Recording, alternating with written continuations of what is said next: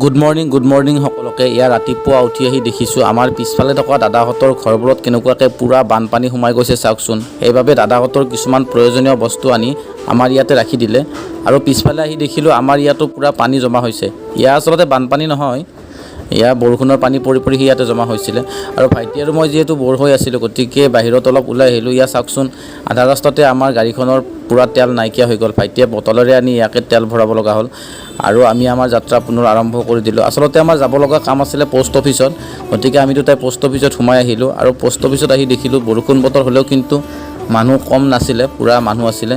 আমি আমাৰ কামখিনি পোষ্ট অফিচত কৰি ল'লোঁ আৰু চিধাই আহি গ'লোঁ ইয়াৰ মহাবাহু ব্ৰহ্মপুত্ৰৰ দৃশ্য চাবৰ কাৰণে। ইয়াৰ ব্ৰহ্মপুত্ৰত পূৰা পানী ভৰ্তি হৈ আছে।